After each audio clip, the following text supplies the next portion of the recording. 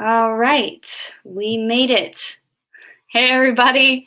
Thanks for tuning in if you are, and if you're watching sometime later, awesome. Thanks for watching. Um, this is the Athens area Democratic Socialists of America and Athens for Everyone, talking about government budgets and specifically about the Athens-Clarke County budget, because we are in full budget mode as far as the mayor and commission go right now. And so our guest this evening is Commissioner Tim Denson. Thanks for being here, Tim. I am very happy to be here. Happy to talk to you. So yeah, we had a really good, pretty robust conversation with Kelly earlier today, so that went well. A lot of good questions there. So again, I'm going to ask anybody who's watching to please feel free to pop questions into the comments section, and we'll try to get them up on screen and see if Tim can answer anything that you have. But first off, I wanted to say, Tim, you did a town hall because you do regular town halls for your district, District 5. And you did a town hall which you explained a lot of things, a lot of technical stuff about the budget that I'm sure a lot of people have questions about. And I was wondering if you wouldn't mind maybe talking a little bit about some of that. I don't mean for you to do your whole presentation again, and I'm going to actually put the link in here so people can see it. But for instance, you gave a timeline that I liked the visual you had for it, timeline of the budget. Can you talk to that while I try and find this link here? Yeah, definitely. Yeah, so I think there is, right, I mean, it's hard to follow these things, and I've tried to watch a few of these discussions also, which I really appreciate that Athens area DSA and A4E are doing these. It's complicated, and part of that's right because you have a state government that has a certain calendar for their budget creation. You have a federal government that has a different calendar for their budget creation. You have a local government that has a different calendar. These things are all different, and so it's just kind of the nature of the beast. But therefore it's really complicated. It's hard to follow. I mean, I learned this the hard way, honestly. Whenever I was first getting involved in activism and politics, I mean, my head was just exploding, right, trying to follow these things. And I mentioned during my town hall, just the way that the fiscal years are titled, I was so confused. Like, we're going into fiscal year 22, but we're in 21. Right. So I remember this being like, wait, am I looking at next year's budget? It's like, no, year 22 starts July 1st, 2021, because they run literally right through the middle of each other.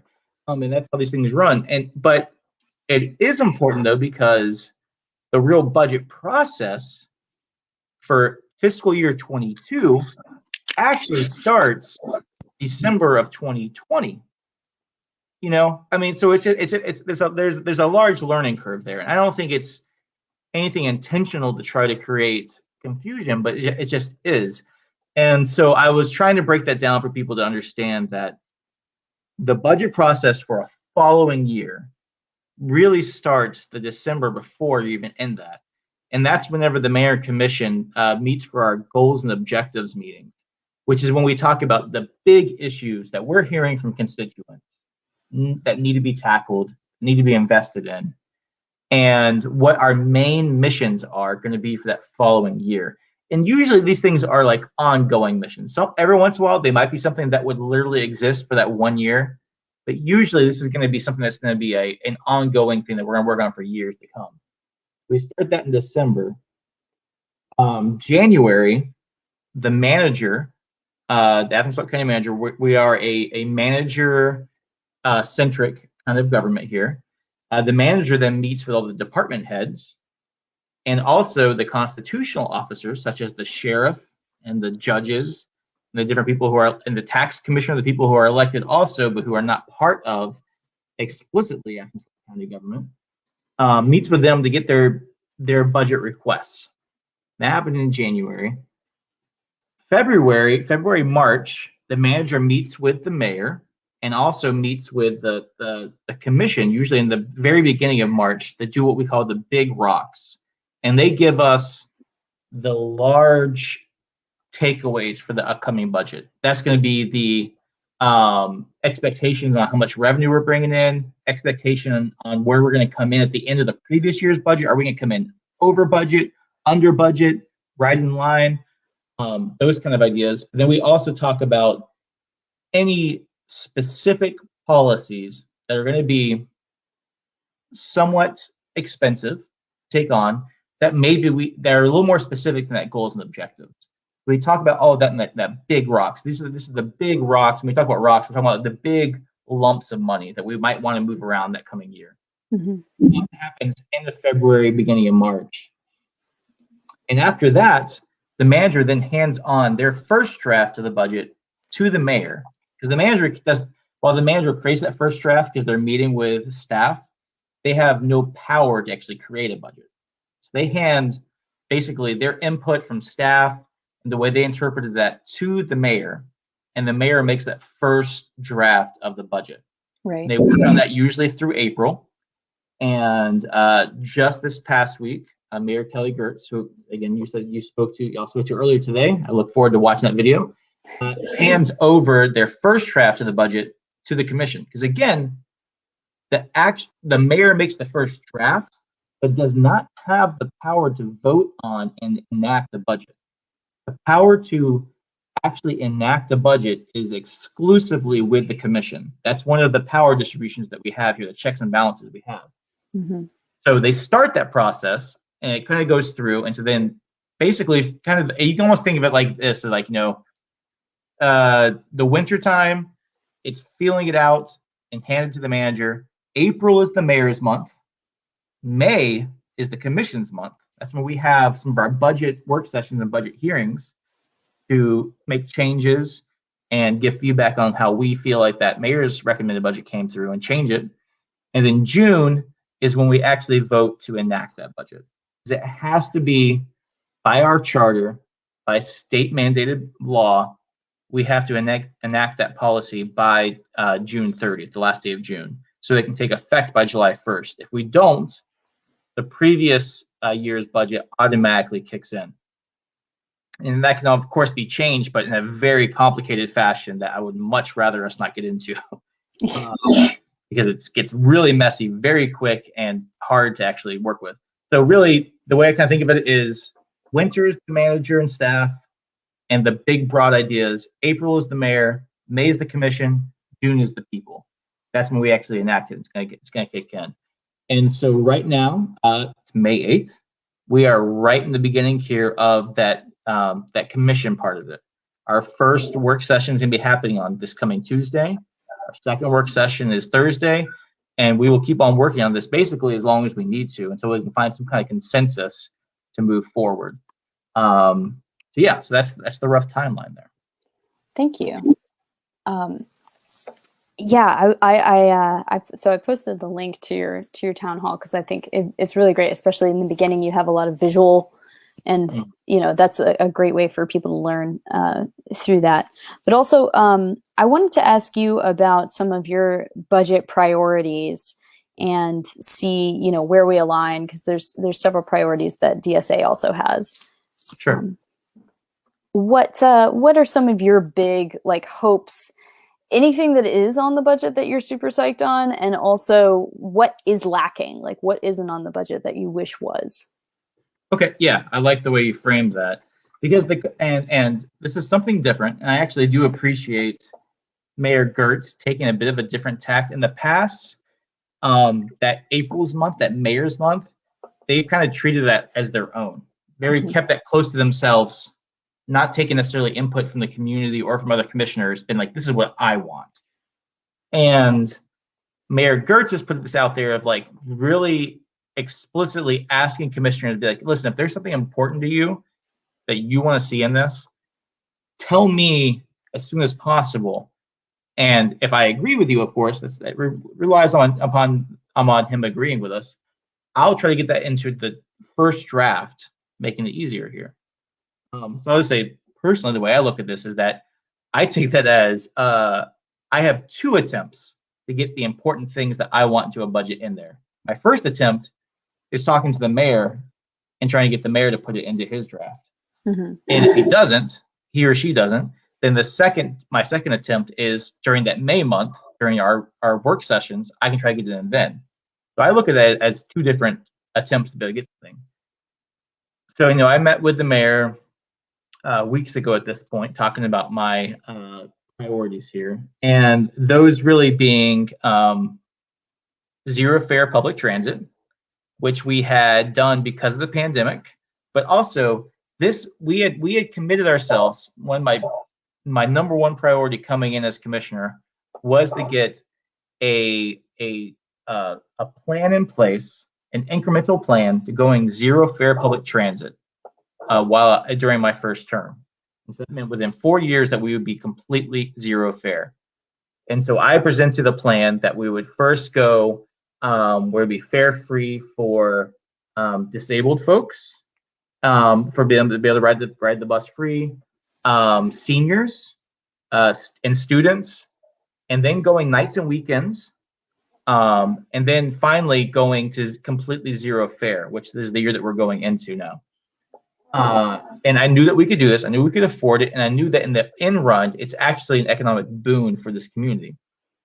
And so I met with the mayor, basically asking for us to continue that plan, that transition, and that this coming fiscal year should be the year that we are moving fully into a zero fare transit system for Athens Transit. And there was one hiccup, and so the hiccup, right? The hiccup is always, how are you going to pay for it? There's always a way for us to pay for it. You pay for it with taxes. That's the answer. But what taxes? And so we knew how we could get there in FY23, which would be through T-SPLOST. The T-SPLOST, the state has come down and finally verified that we can use T-SPLOST for operational funding. So we knew that in FY23, we could pay for zero fare transit and expanding our transit system in general, having more buses running more frequently, more places. We could do that in FY23. The one hiccup was, how are we going to pay for it in FY22 to get us to FY23? And that was basically going to, as I was looking at it before pandemic, was going to be, we're just going to have to invest more out of the general fund. We can do it, but we just need to because it's a priority. And thankfully, as time would give it, the federal government showed up in a very timely manner with the American Rescue Fund, specifically giving us money that we can use for transit.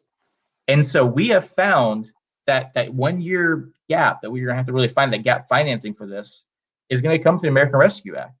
And the mayor put it in his budget, and I expect it to carry through. And so at this point, we have now a funding plan to indefinitely have our Athens transit system as zero fare, the largest transit system in the South that will be zero fare in the United States. That's not nothing. It's not nothing. It really isn't. And especially, I went and grabbed some coffee this morning to actually work on some of the budget stuff. And I had a gentleman come up to me who was, down his luck a little bit, trying to find some money to scrap together. And we talked about transit a little bit, and he was just saying that he was trying to find some money to be able to have some transitional housing and be able to, pay for the buses to be able to get around. And, I had a few dollars in my wallet, so I gave him a few dollars to help out with the housing. I was like, hey, good news though. Our transit system is now fare free, and it's going to be fare free. So if you need to get somewhere, you need to get to that housing, that's going to be free for you. And I think that's going to be instrumental for many people's lives, removing a cost that we should not be burdening on those who are the most economically challenged at this time. So I'm very excited about that. The other things that were not necessarily included, though, we'll move to that. That was included in the mayor's budget. That's all wrong. The mayor has included a 2% raise for Athens Clarke County employees, which I'm completely in support of, because our employees do damn good work, especially during a pandemic, and should be paid for it. The problem is that we have a number of employees who are not being paid well enough, especially when it comes to seasonal and temporary, but also some of our part-time and full-time. While we did get a big win getting our our wage floor being raised up to the MIT living wage, it's just not high enough. That needs to be kept up with inflation. Right. So, a number of us, myself, Commissioner Houle, Commissioner Parker, Commissioner Davenport, have been pushing for a $15 minimum wage floor. And so that's something I want to see put in place. But I also want to see this 2% raise not be based upon 2% of your salary, because that becomes very inequitable. But instead, a proposal back when I was working as an organizer with United Campus Workers, the proposal we put out there was to instead have that be a 2% average, a 2% of the average wage for all employees. Everybody got the same amount of a raise. But obviously, by raising that up to that average, that medium average, low income folks got a much larger wage increase than they would have normally. And then the people who make a ridiculously high amount will make a much lower wage increase for that salary increase, for that raise. And so I think it makes it much more equitable. And that is something that we can completely put in place in this budget that won't cost us anything. It's going to be the same exact amount of cost. It's all about how we're distributing that extra money. And by doing this, we'll be distributing more money to the folks who are the low wage workers. So that is something that I support. Real quick, we have a comment from Broderick. Sure. How is fare free transit an economic boon for individuals living in poverty? Words and framing matter. Well, I mean, the big thing is that the folks who rely on our public transit system, and this is just shown by demographics, are lower income individuals. They're folks who don't have personal transit. They don't have a personal car to be able to get around. And by removing that $1.75 per trip, so if you're going, say, a day you're going to work, and then after work you plan on going to the grocery store to grab some food before you went home, that is 4 trips technically. So that would be $7 right there on that one day. So instead, we're leaving that $7 in that person's pocket for them to spend on other very substantial needs or whatever they need to do with it, or just leaving it in their pocket in general for them to be able to save or do anything they need to. There have been many studies on moving to zero fare, which has been why I've been a champion of this for the last 10 years plus, because it is a specifically equitable policy that benefits low-income individuals. And that's why I think it's so important for us to transition to it. Now, it also has numerous other benefits past that, which are environmental by NCAP, which are also with having less traffic on our roads by encouraging people to ride the bus instead. There's numerous benefits there, but the number one and most impactful benefit is that low-income individuals who rely on public transit have more money in their pockets. And that's, I think, what we should be basing our policies around, is trying to help folks out who don't have enough right now to be able to keep more so they do have enough in the future. $7 is... What are they going to do with their $7? I don't know, Broderick. Wherever the hell they want to. That's their right? I mean, they can use that for childcare. They can use that for food. They can use that for pharmacy. They can use that to go to the movies. And I think it's one of the things that we're able to give some economic liberty to folks who haven't been able to experience that in the past. So, sure, still getting an echo sometimes. So yeah, Caroline mentions going to the DMV. So fare free transit, right, is a thing that puts some money in people's pockets, but as Broderick is pointing out, it's not a ton, right? It's not the same as like if you were to have a job that paid you a living wage, right? Or a thriving wage, at that matter. And it's true, but like again, let's think right now, right? And we need to be getting this up, and I'm working again, like I said, for where we have our purview with the county employees. Right now, the minimum wage is $7.25. So that's $7. I mean, you have to work an hour. The first hour you show up to work, and we all know this, right? a lot of these folks, and I mean, I worked retail for 15 years straight. I very much know that they try to cut corners anywhere they can, and that they will try to give you a 4-hour shift rather than a 5-hour shift because they don't have to give you a break. If you're riding the bus to work a 4-hour shift, that's 20. It only pays you, what, $30. That transit trip for that day just took away 25% of the funds you just earned for that day. So while it definitely in the long run it should not be so impactful, in the short run it is. That's just unfortunately the reality of the matter. So I'm looking for where do we have power? I don't have power right now to set the rate of childcare. And I've childcare for my family right now, which I'm not trying to say I'm at the bottom or anything, but definitely not doing well. My child still gets public health care right now because we're technically under the poverty line of 150%. Childcare is the second biggest expense in my family's life. It is very expensive, and honestly, I understand it's even vastly more burdensome for other families. And we can't change those things. So I'm trying to look, what do we have the power to change right now as a commissioner and local government? I can't change the federal minimum wage. The state has put in laws that make it where we can't change the local minimum wage. So what do we have power over? Well, we have power over our transit system. We have power over if that's going to be paid for and that cost is going to be shared by all taxpayers, or is that cost going to be completely put on the people who depend on public transit and have a more impactful and take more out of their pocket?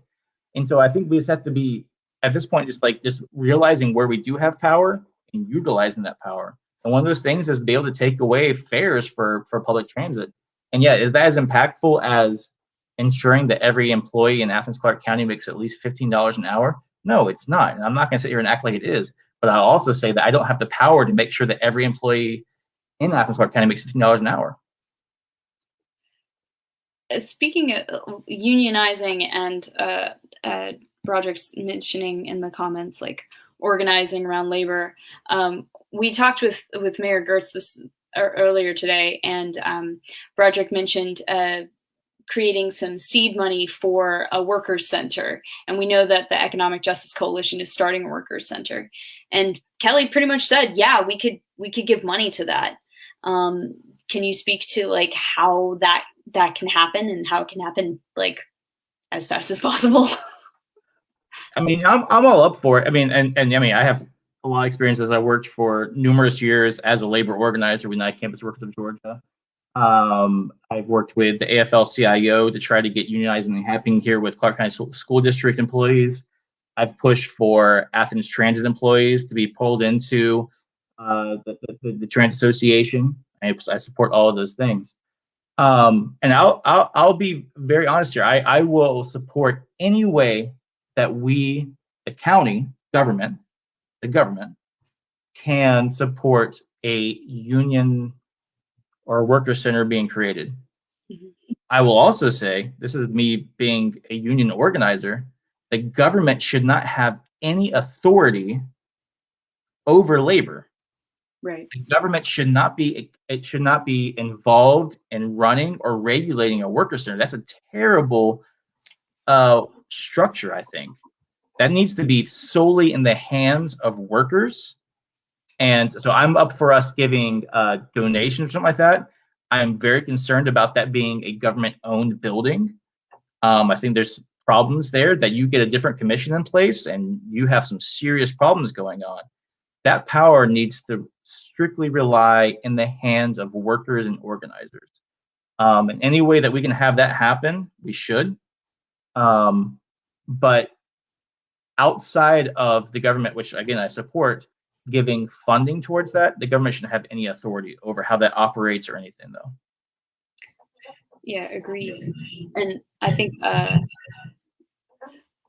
Broderick is saying that they don't want a government-owned building either. But that I mean the kind of go ahead for what we call the seed money, right? Which could, as you said, maybe that's just a donation or something like that, was pretty much agreed to And I guess, like, what does that next step look like, do you think, as far as if Economic Justice Coalition is this entity that is like, we're going to start this thing, we just need some money. What does that look like for them? Well, again, it gets really complicated because of the gratuities clause. So if it was a government-owned building, it's not nearly as complicated because we own the land, we own the building, we can give whatever money we want to towards that, and the gratuities clause doesn't come into play.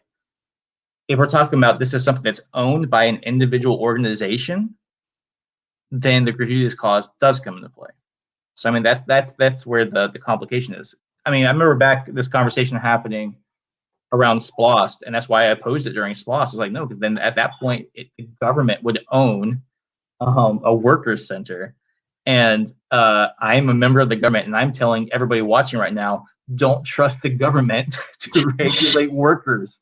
You know, and so and this is not me trying to be cynical; it's just me trying to be honest. Like, this is more complicated than we think it is, and it doesn't benefit us to not think that it's not. And there's a fantastic labor organizing book called No Shortcuts, and that book is empowering in a lot of ways, but it's also frustrating in a lot of ways because it specifically says that there's no shortcuts to this. That power has to be built from the ground up. It has to be built with workers. It has to be worked with organizers and the people. And if we look to shortcuts through other ways, you end up, those shortcuts come at a cost that undercut our general mission there. And that's a real reality that I'll just be honest, I think during a lot of discussion around this worker center kind of idea, which I support, I don't know if that reality has really been is being addressed, and then that comes into play also with just like all the restrictions on the state level that are vast when it comes to workers' rights. So as I understand it, because I know we were talking about a worker center, at least with Athens for Everyone, we talked about a worker center like a year and a half ago, or maybe 2 years ago. And in the meantime, I think Economic Justice Coalition has started its own push for that. And so I think it's happening either way. Mm-hmm. And the only ask was like, by supporting this, like, would you give us some seed money or something like that? So do you know of anything? You're saying the gratuities clause would get in the way, so you can't directly give to Economic Justice Coalition per se. Is that what you're saying? Yeah, we can't give money specific. The only way that we can spend money for community benefit is if it's for the entire community, and it can't be directed towards specific individuals or entities. Yeah. I'm curious about that particular line within the gratuities clause because it sounds quite not well defined. Oh, it's not. It's been defined by the courts because it's not. And so since it's not specifically defined, what it defaults to is court precedent. Okay. And court precedent has over and over again. I mean, in my opinion, they have exasperated what they feel like is the effect by the gratuities clause. But again, that is the courts are the ones that speak to that. And I think it is important because I was talking to this with a friend, an extreme left friend actually, somebody who's much further left than I am even, about the gratuities clause. And they were like, yeah, I get it though. And I think the gratuities clause is sometimes it gets forgotten though. But it was created for a very good reason. The reason it was created was because we had a South that was built on the Good Old Boys network, in which, people bought their re-elections by throwing money to certain entities and certain individuals to buy their re-elections and keep on going. So that's the reason it's there. The courts, of course, have looked at that even broader. I guess somebody could argue, right, that like, well, if you're throwing money to unions and stuff like that, you're kind of buying your re-election too. I don't know. I guess that's the idea of the way the courts are reading it. And so that's the reason the gratuities clause kind of goes that way. So that if we were, so like right now, like we can do, even this is like somewhat questionable, right? We already are doing rent relief, utility relief that we're saying is available to the entire county. That is still though only going to be utilized by folks who are actually struggling. Even that kind of skirts the line a little bit. So.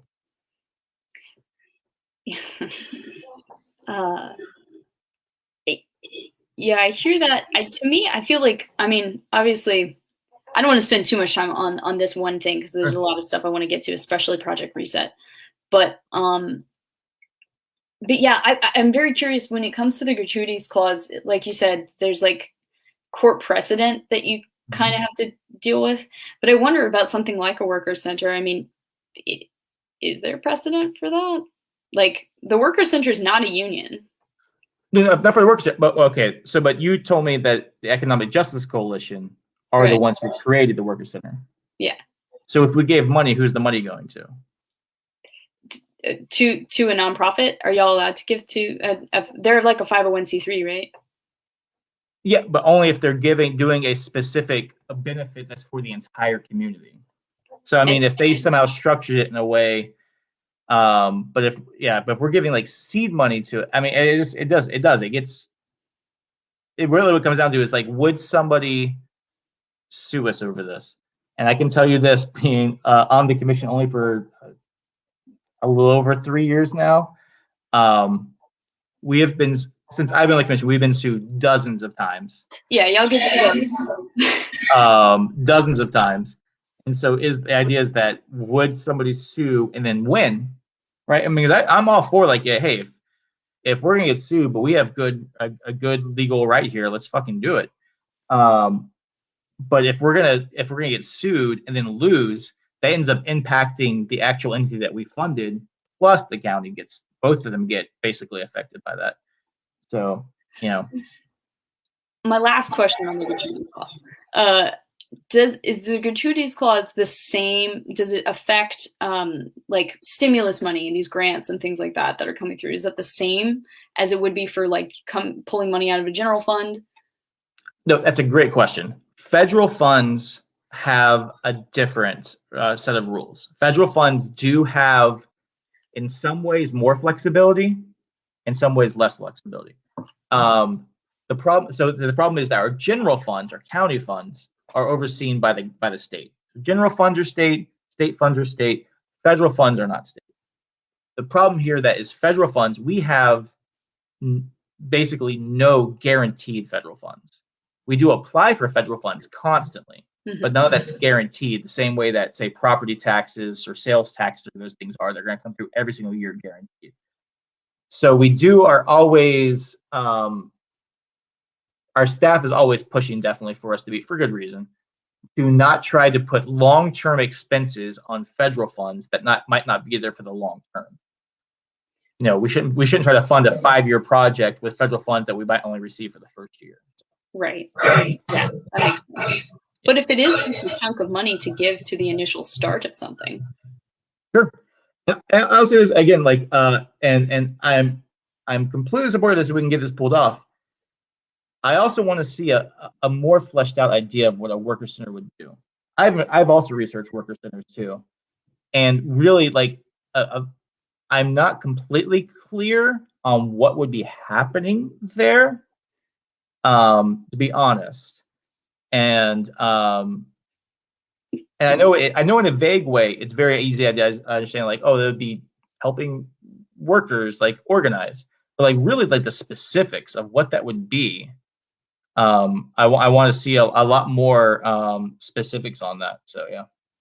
Well, yeah, I mean, the Economic Justice Coalition sounds like they're a go on this project anyway, so they must have a fleshed out version of it. I would recommend, like, I would love to see that emailed out to the commission if we're trying to get federal funds to go towards it, and I would be very interested in trying to get that funded. But obviously, for us to be able to pour hundreds of thousands or millions of dollars into it, we're going to need a exceptionally detailed plan of what that's going to look like. I mean, if we have that, like, I'll advocate for it. But I mean, that's real work that has to be done. And this is an interesting thing that I've had going back to way well before I was on the commission. And this is definitely a frustrating thing. I think it's a weird thing to balance. I remember at times whenever I was with A4E, and we get angry at the state government or the county government for not doing a certain thing, just thinking that they were handling it terribly, and just being like, you should do this. Why don't you just do this? And then I got questioned a couple times. Is like, what is that? Like, what do you mean by that? And we wouldn't necessarily have a detailed reason what that is. And some people would respond, well, that's your job to flesh it out. Which maybe so. But then I got this idea of like, wow, why would we ever trust the entity that we don't trust to flesh out the thing that we want? It's just like seems weird. And I'm not saying this like don't trust us. Like I'm trying my damnedest to be able to work with folks. And some folks aren't going to trust me, and some folks are going to trust me. And there's only so much I can do about that. I can just tell people, I'm here. I'm always willing to work with you, especially if it's for equity and justice. But if people don't believe me, then I can't change their mind. But to ever rely upon the entity that you don't trust to build the thing that you need, it seems like a backwards way of going about it. Like you have to do that work. Organizers have to do that work sometime to create the model. I mean, that's why I got very much involved in writing one sheets and policy sheets ever before I came to the commission, because I realized like I can't trust this county government or the state government that I don't trust to write a policy sheet. That policy sheet's not going to be what we need. Like I have to learn how to write a policy sheet, a proposal. Sure. Otherwise, we'll never have the things that we need. And so I started doing that and stuff. So like to get a worker center like this, the way we're talking about, I'm here for it. But if we're saying that we don't trust the power entity is already empowered to do the right thing with a worker center like that, then the people need to step up and design that worker center, design the proposal, put the funding proposal in place, and then try to get that funded. And I am here to help with that. But you can't rely on those individuals you don't trust to do that work because you don't trust them. So, yeah. Yeah, I hear what you're saying in these instances. It sounds like this worker center does have people working on fleshing it out. So that hopefully will get into process soon, especially since we had a yes from the mayor about getting some seed money. So I think that's going to be a very likely thing. I hear what you're saying too, Tim, your explanation about when people are advocating for something, the best thing to do is to have it as detailed as possible so that your proposal goes forward and the government can't mess with it, even though sometimes they do, like in the when Athens anti-discrimination movement started and they tried the anti-discrimination thing, just got completely gutted anyway. Oh, yeah. But yeah, that is one tactic for the best possible outcome, and especially if you don't trust government officials to be making those rules. But in this particular instance, I think we're already there. But let's shift because we've been spending a lot of our time on this one. Although it was good to go through that stuff to explain those things. Like I want to talk about Project Reset. Because I think you're probably the most familiar with the program that I've talked to. So can you talk about Project Reset and where the commission's at right now? Sure. Real fast, I'm sorry to jump back. I will just say also, to make any inroads on labor, we're going to have to attack state policy. That is completely, and we just can't ignore it. State government and state policy is taking out the legs under labor. That has to be addressed before we can expect local governments to be able to do much. So just putting it out there. Get rid of Houston Gaines, get rid of Marcus Wiedauer, get rid of Frank Ginn, get rid of Senator Kauser, then we can start making some inroads. On Project Reset, yes. So Project Reset was started back in November in Gwinnett County. Some fantastic commissioners over there, plus the magistrate court judge, Judge Bloom, were working on developing this model and expanding it out. Where, I mean, they just realized there was a lot of money going towards rent relief. There was a lot of money going towards homeless services, and that one of the best uses of that money was just to make sure that people aren't becoming homeless, aren't being evicted. I mean, right? A person gets evicted, a family gets evicted, they're immediately homeless. I mean, even if they're not living on the streets, they're living on somebody else's couch. And so they created this program that would work with the magistrate court, with housing providers, and with the local government.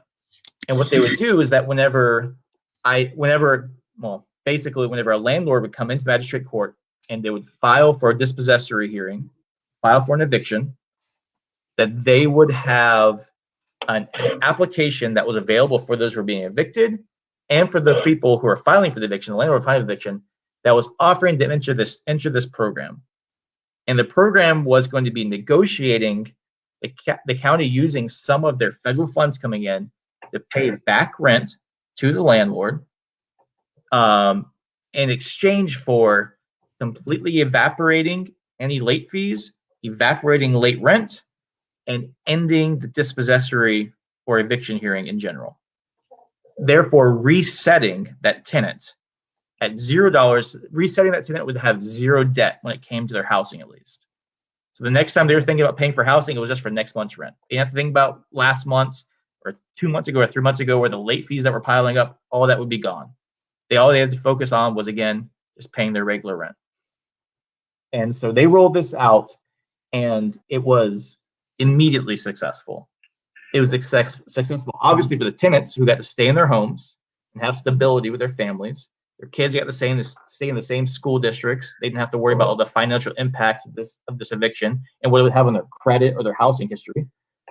It was also beneficial to the landlords, who normally, when they go into an eviction proceeding, they walk away with $0 coming in. Normally, when a landlord evicts somebody, they get no money. So if they were walking away with 70% of what they were actually thought they were owed, that was a boon for them. So they were walking away happy. And of course, the community walks away happy because we have less homeless individuals in our community, which has so many negative economic and social impacts just in general. This is just this win-win-win situation. So Gwinnett County did this back in November, ran it through the winter, very successful. Quickly after that, Clayton County copied it, Fulton County copied it, a number of other communities copied it, even some out of state. There's up in Michigan, there's communities doing the same kind of thing. And so I was able to contact the commissioner of Gwinnett County, Commissioner Folkue, who kind of rolled this thing out in the first place. Had some meetings with her and Gwinnett County staff, with our Athens Clarke County staff and commissioners. And back in January, I was pushing for us to adopt this. I knew we had CARES money. I wanted us to get this off the ground as quickly as possible. Not having people evicted, not having more people get homeless. It's been very unfortunate that it's taken this long for it to get where it's supposed to be. Yeah. Last month in April, finally had a proposal written up for Athens Clarke County that the Housing Community Development Department has written up. Also, I'll say this, I met with all of the magistrate court judges, every one of them. They all completely on board. I think this is an amazing program and that we should get it put in place as fast as possible. It helps them, it helps the community, they know this. The county government would finally put that proposal forward at that work session, which we're trying to give a thumbs up to move forward with the request for proposals to start this program. Commissioners Allison Wright and Commissioners Mike Hamby both said that they did not want to move forward at this time. So it has been delayed. We are now supposed to get another presentation on May 11th on Tuesday, and hopefully be voting on the program on May 18th so that we can actually put this program in place sometime within the next month. Now, this has quickly become even more important because as of this past Wednesday afternoon, federal court judge struck down the CDC's eviction moratorium. Right now, it's still technically in place as the Department of Justice appeals it, but it is very likely that in the next week or two, that CDC eviction moratorium completely ends, and we have a floodgate of evictions come pouring through our county. Not just our county, every city in the United States. Obviously, what we have purview for right here is the Athens County right now. So we need this in place months ago. But I am, at this point, honestly begging my fellow commissioners just to support this so we can get it in place so that we can keep families in their homes. On Friday, I had 2 conversations with households who I've been working with to try to keep in their homes, along with some other households. But these two, some of these property managers are getting even more snide with their lawyers, and they're now finding out loopholes in their leases and are evicting people based on those loopholes. And so I have a family that is going to be kicked out of their home this coming Wednesday.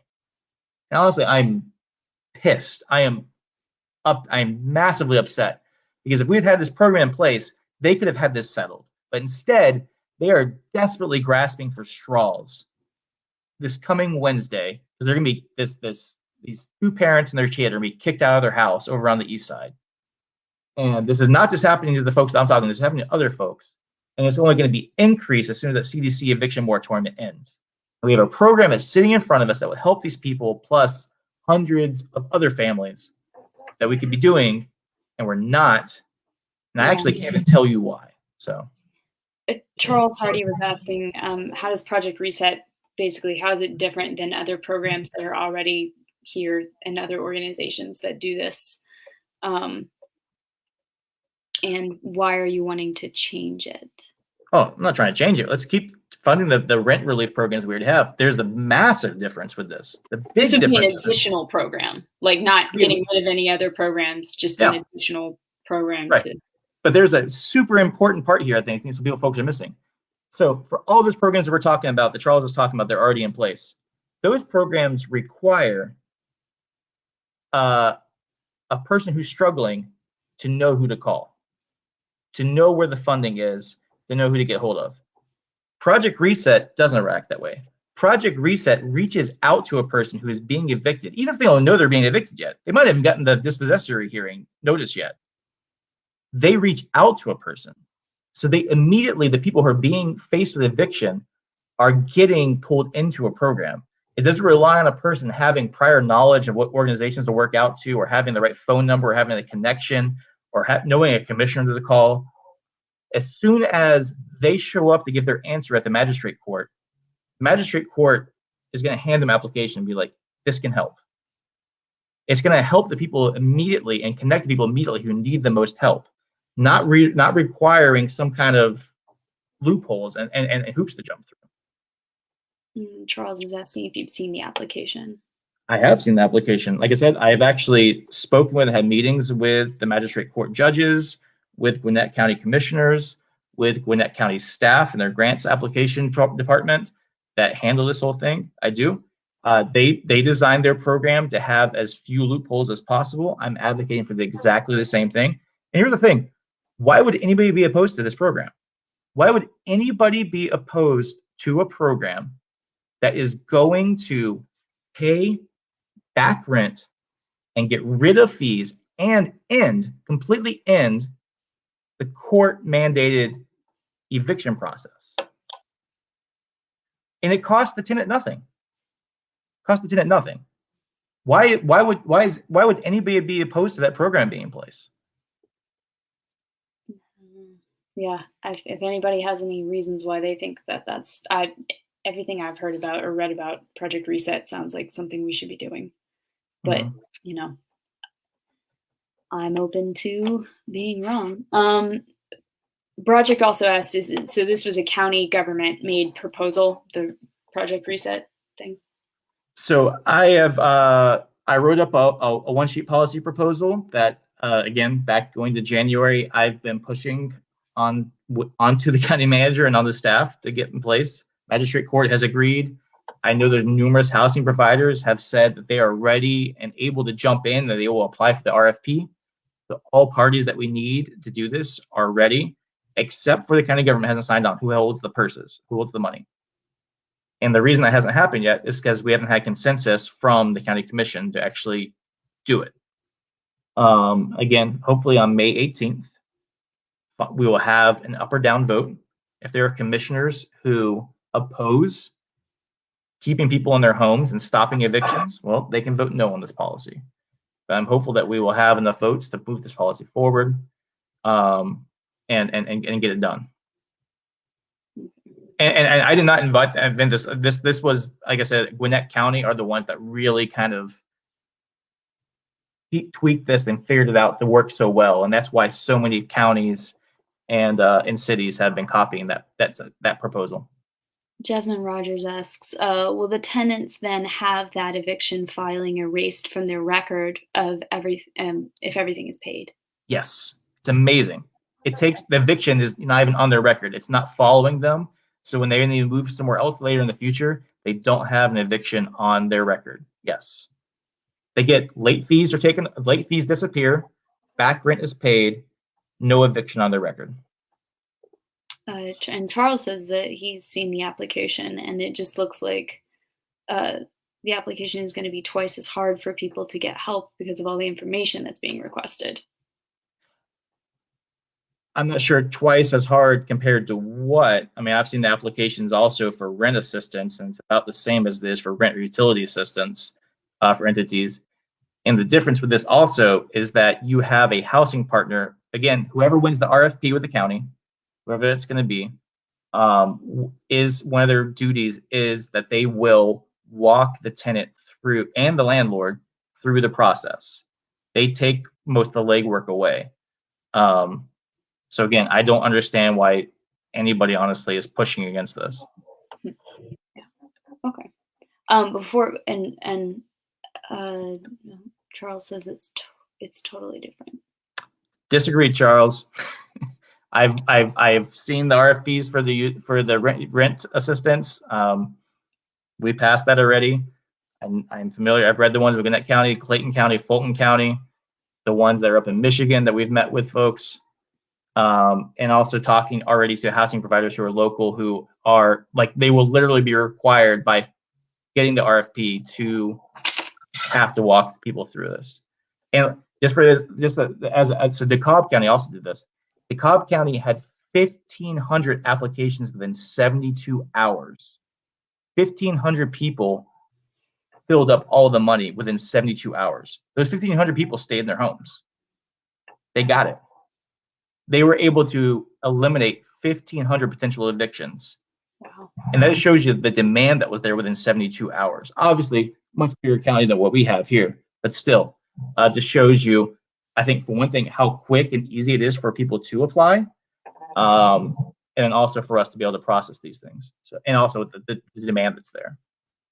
Okay, yeah. And anybody who wants to read more about this, if they go to timdensonforathens.com, I have a post that's up that explains this, has links to all of the local, the state, and also the ones in Michigan's similar programs that are in place. You can click on those. You can review their applications. You can review their policies and see how it works.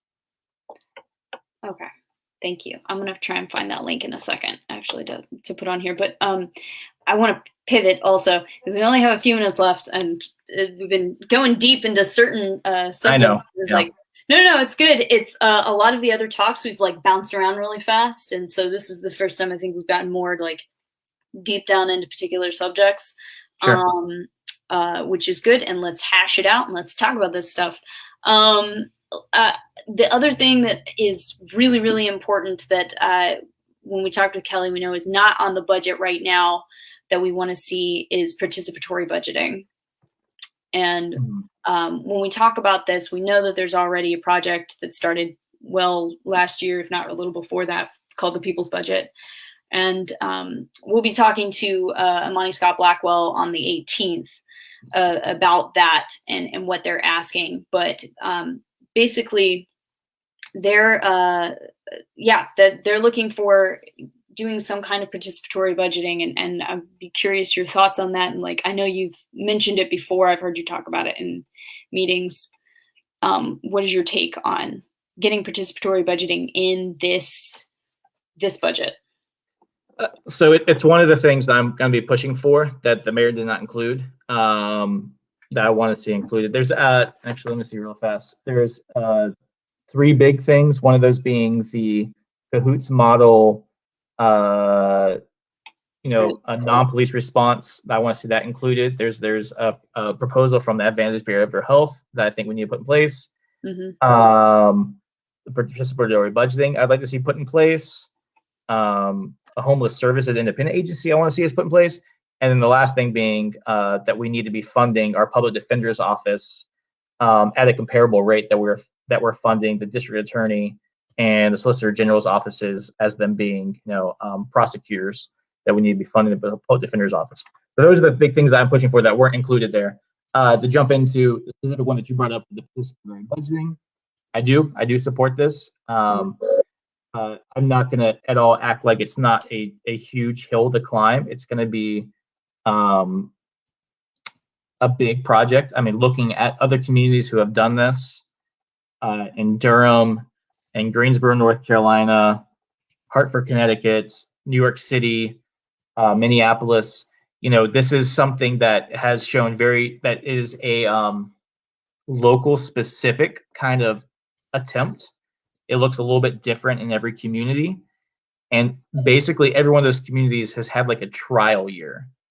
Then they went back and reanalyzed what happened in that first trial year and tried to tweak it and make it a little bit better and make it more fitting.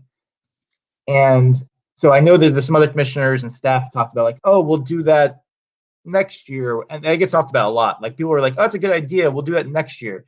But it's obvious that you need a trial year to be able to figure these things out. So I'm like, well, make this year the trial year. Yeah, we might not have it perfect.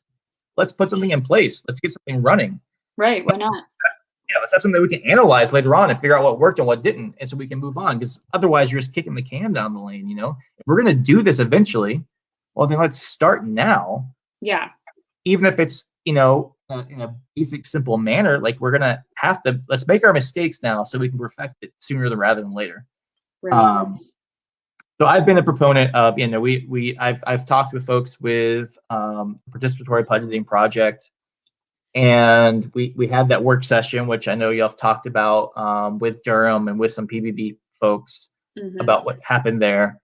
And so I just want us to go ahead and dip our toes in the water. One of the things we heard from Durham was like, yeah, that first year was like eye-opening. We learned so much. We learned what we needed to change moving forward and what to make it better. So I'm like, well, let's just do that. Yeah, and and I know there's some folks who want to like, just go pedal to the metal immediately out of the gate. I don't think that's possible. I mean, I'll just be honest, and people are going to disagree with me. That's fine.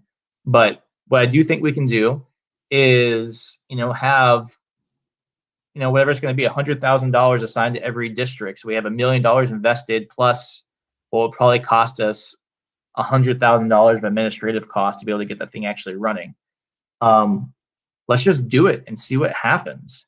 And then see if the following cycle, if we can grow that, or if we need to drastically change it, or whatever it's going to be. But we're never going to get this happening if we don't start. So I'm trying to find us a good starting point. And so what I'm proposing is for us to have $100,000 per district, assigned per district. And I know there's some folks saying like, well, have it countywide. Well, so then you do that, you might end up having 4 projects over in Boulevard. I don't want that. By doing it per district, you're able to localize it a little bit more, give local control to those constituents. They have control over whatever park is in their district, what streets are in their district, what sidewalk, whatever it's going to be. And I think it's a good way also to tie commissioners into this work, which I'm excited about, and I think other commissioners need to step up into. But that's what I'm proposing. And for us to do that, that would be a 2-year cycle, because one of the things that we've learned talking to multiple other cities that have done this is that you have to do this on 2-year cycles. You can't do this every single year, because you basically need a year to do the democratic part, having people actually vote and pick the projects. Then you need a year of building the projects. And then so basically these things should be tied to 2-year cycles. And so I want us to go and start that.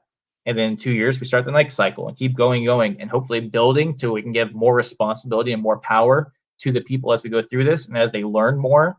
Yeah. And, because some of the stuff is super complicated. I mean, we have to sit through 3-hour sessions on learning about the drastically increasing cost of worker healthcare systems and retiree healthcare systems.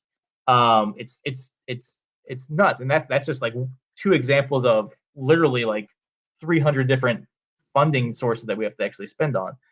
So I want us to be able to build that up and scale this up, and hopefully scale up the responsibility and authority and understanding of the community as we do so. Yeah, I think that however we do it, whether it's a pot of money that a small group gets to talk about, voting about something. Sorry, I'm also taking in comments as they come in. Sure. Yeah, I'm interested to hear other models as well. Like what else could this look like for its pilot kind of approach? But you're right. There's no reason why not to start this now. So if that's something that people want to see, that is something that they need to start pushing for. And I would also ask that the mayor and commission outreach to the people's budget and see what it is they're asking for it, because I know that they've done some they've done several teach-ins for folks about participatory budgeting, which is part of the work, right? Letting people know how this would go. So that's a big part of it. And you also brought up the Cahoots thing. I know we're hitting our like time limit here, so this is like about an hour. I don't want to take too much of your time. You mentioned the Cahoots program, which is absolutely something that we'd like to see. I know that's currently not on Kelly's proposed budget, but he said there was something like, I know there's the four co-responders, right? That are being added. But then I think Kelly also mentioned something about like, maybe not within this budget, but later on down the year, there's something being done along the lines of planning for Cahoots. Same thing, right? Yeah. At some point, we just have to do the work. Can't kick the can down the line. Can't keep on saying like we want to do something, we're gonna do it next year. It was a weird thing, and I still feel a little bit uncomfortable talking about it, honestly. But about 5 or 6 weeks ago, I do deliveries over with Meals on Wheels and with the People Eats program over there at Athens Council of Aging. And I was finishing up coming down from North Avenue, where I do my deliveries on a Monday morning, and driving down Dowager Street, ready to turn to the Council of Aging. As I was in the turning lane, on top of the parking deck next to the Synovus was a man standing on top of the parking deck. Seemed very irregular to me. So in the turning lane, and I kind of put my flashers on, pulled over for a second just to try to figure out what was going on. And, they were standing up, waving their hands erratically, just obviously not in a good place. So I pulled over into the AME church and ran across the street and was shouting out to the person and saying, like, asking them if they're okay, and they just shaking their head no. Didn't want to talk to me at first, just shaking their head no. And then I was like, how about you climb down the other side and I'll go over meet you? And they told me no. And I was like, why not? And they told me they said straight up they're feeling suicidal. And so I was just trying to do whatever I could. So I called 911 right there at that time. And while I kept on talking to this individual, and 911's on the line, and the dispatcher was doing a fantastic job. Dispatcher obviously understood that I was trying to talk to this person and was trying to allow me to talk to them, and it was trying to listen in and take as much info as possible. And trying to help, and was just telling me, like, try to find out some more information. This can be helpful for us to be able to talk to them. And so I finally asked the individual, I was like, hey, do you mind if I come up to the top of the parking deck? Will you stay there? Give me time to come up to the top so I can talk to you and be closer to you. And they let me, and they said, yeah. So I ran up the ramp all the way to the top of the parking deck, and and started talking to this individual, and they were telling me about how everything was going wrong for them. Their nephew had just died the day before, and they didn't know what they were doing. This person was at their bottom. And again, talking to 911, and I'm like, listen, I told them specifically, I said, can we get a co-responder unit here? I need a co-responder unit here. I need somebody who, like, this is what they do. And the police showed up, and 2 officers showed up. And you know what? Like, I'll be honest, like, the officers were doing the best they could do. But it was also very obvious that while these officers were trying the hardest they could, they were not trained in this. This is not what they did. It was clunky, hard for them to make a human connection. It was hard for them to talk about the behavioral health components of this. And like, I honestly felt like, just because I've been talking to this individual for a while, I kind of jumped back in a little bit, just trying to talk them into it and saying, like, hey, we'll do whatever you need, whatever kind of services you need, whatever kind of help you need, like, I am here. We're going to get that service for you no matter what. And we finally got that person down, and they climbed down off of the wall. And the officer stayed and kept talking to them, and which was great. 20 minutes later, 20 minutes, co-responder unit showed up. Mm. And the co-responder unit helped. They did. They actually got that person dispatched to get some help to the hospital, to get some help. But the co-responder unit was not there to try to talk to that individual to save that person's life, to try to save that person from going to that fatal side of that crisis. Yeah. That is what we need. And a co-responder unit, in that moment, I knew this already because I met with co-responder units, I talked to them, I saw what the work they did. It's good work, but it doesn't do that. It does not respond to an emergency mental health crisis and the speed and expediency that's necessary to actually stop those things from happening. And specialized teams for that. You need specialized teams who 911, you call 911, they dispatch those folks. Those folks show up and they know what to do. They get that person off the wall. They get that person the help they need to like that. The co-responder teams, we call it co-responder, right? Responder makes it sound like we're a first responder.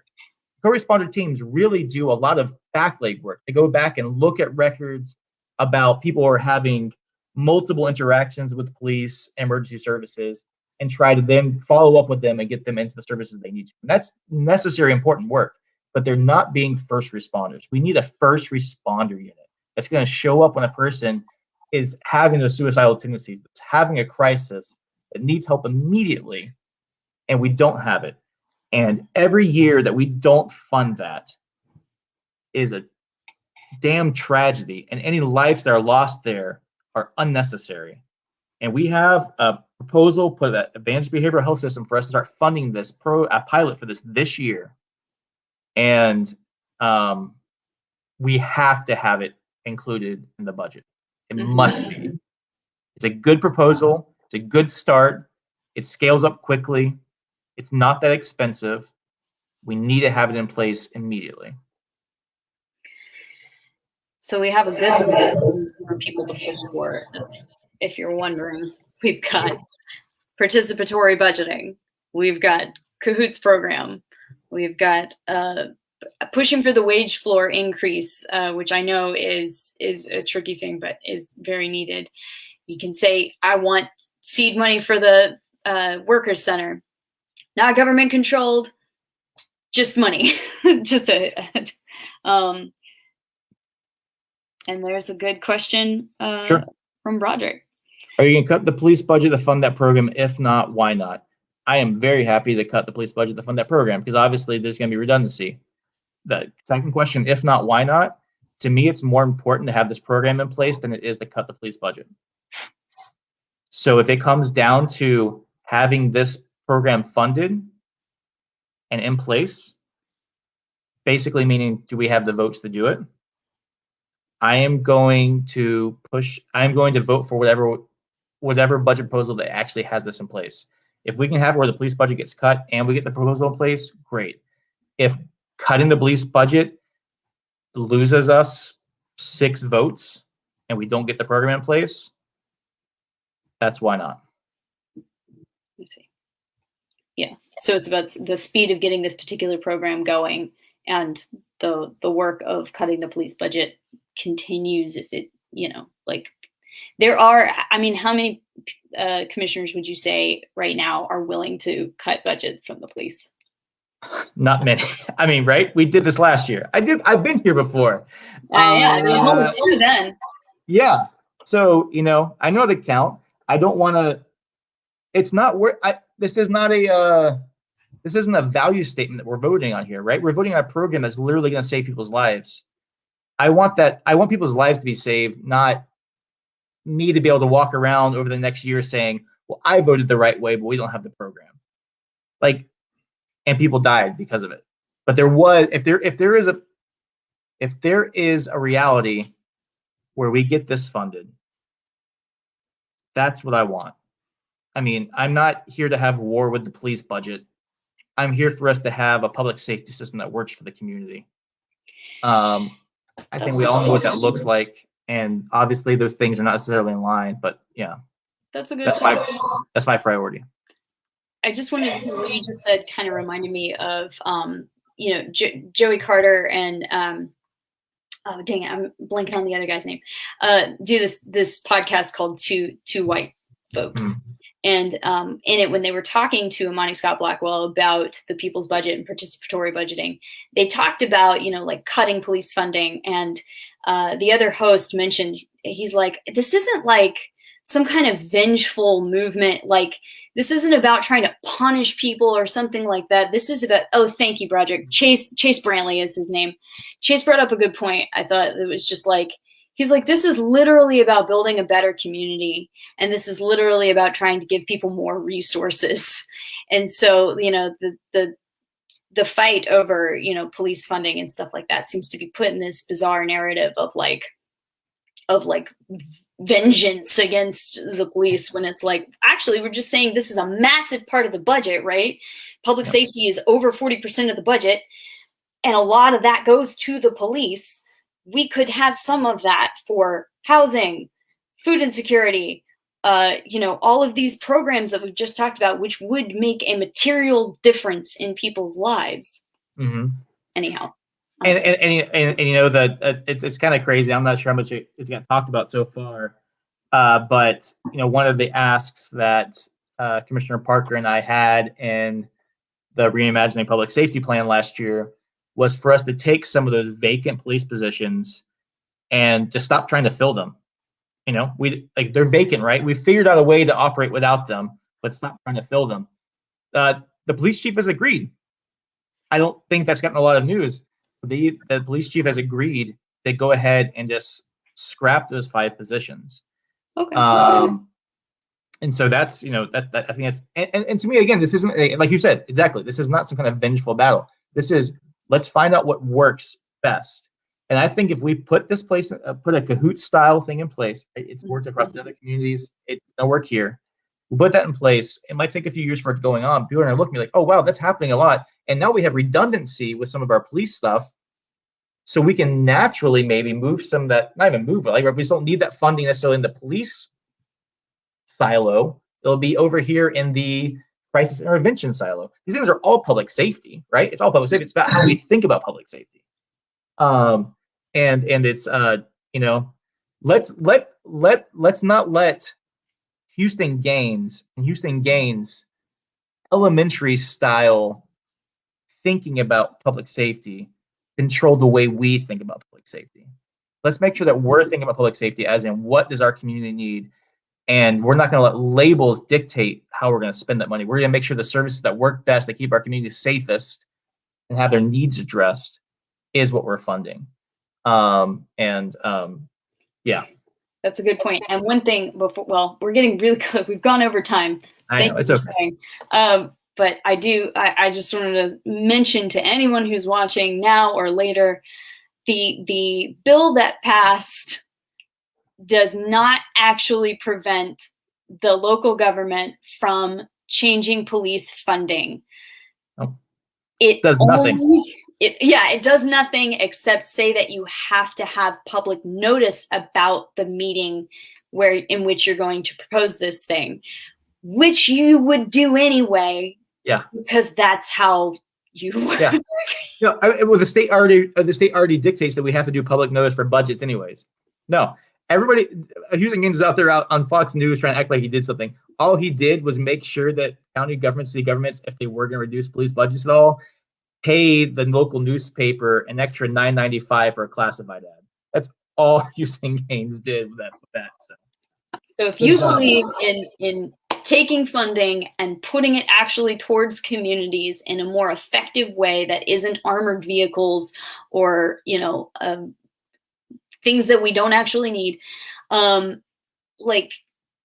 you can still push for that, and it is very much a real thing that we could do. Definitely. I mean, right? We figured out a long time ago that we shouldn't send the police department to put out fires, right? We have fire departments. Fire department. We decided that it wasn't smart to have the police department try to drive ambulances and help people. We created emergency medical services units. The same thing. We have to be willing to evolve. That's what it is. So, yeah. Thank you. Yes. Glad we got to that one. Okay, well, thank you guys. Thank you, Charles and Broderick, especially being very active in our comments and asking hard-hitting questions. Can I jump in real second to say two things? Yeah. Okay. For one thing, I'm not sure where this comment showed up, but just a reply of saying, Tim, stop trying to fix something that's not broken when it comes to evictions. I just want people to realize that we have over 3,000 evictions filed in Athens, Clark County per year. 3,000. A pandemic only exasperates that. There is a problem. There is something broken, and we need to fix it. The other thing, just because I know I've watched some of these things, this hasn't come up again, I'm going to plug it again. Public defenders need to be better funded. Something that people don't think about. We have a district attorney who handles felonies, and we have a solicitor general's office that handles misdemeanors, right? They're the ones that we have two different prosecuting bodies. Public defenders have to defend on both sides of it. Listen to this. Public defenders, so the district attorney's office has 28 positions. Solicitor general has 18 positions. That's 46 prosecutors for the Western District. Public defenders total have 27. And they have to work on both.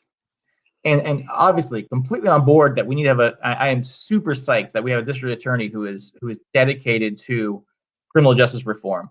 It's needed. We need to make sure that our solicitor general is doing the same. But we can't lose sight that coming up. But we can't lose sight that the public defender are the people who actually defend folks who don't have money or legal resources. We need to make sure the public defender is being fairly compensated and resourced. That was my last thing. Agreed. Yes. Public defenders are the closest thing we have right now to legal defense for all, and we really should have that. But yes, is that something that is within this budget, or something you want to see? I want to see us fully fund it. We need to fund about $25,000 more to make the public defender's request be complete, and I am in support of doing that. Okay, cool. So yeah, we need more funding for public defenders. I'm on board with that. Yeah. Thank you, Tim. I know this is budget stuff is a lot and intense, and I'm glad that there are at least ways that we can engage and keep talking, because I think that's one of the biggest things that's lacking is like people don't know how this works. People don't really feel necessarily like they can be a part of it. So I appreciate you talking to us and everyone else who tuned in and asked questions and all of it. So thank you guys. We'll be having Broderick Flanagan on Monday at 3 p.m. And then, as I said, we'll be talking to Imani Scott Blackwell of the People's Budget, which is about participatory budgeting, on Tuesday the 18th. And Tim, do you know the next meeting that is going to have public input? Kelly mentioned it this morning, but I'm blanking. 5:30 p.m. on Tuesday, May 11th. And May 11th. People can sign up if they go to acc.gov.com and go to the mayor's and commissions page. You can sign up for public input there. And May 11th, and then we'll also on Thursday, May 13th. Yeah. Okay. May 13th also can be. Okay, cool. Thank you so much. And I hope you have a good rest of your weekend. Thank you. All right. Thanks, Aaron. Thanks, DSA. Thanks, Avery. Bye. Bye.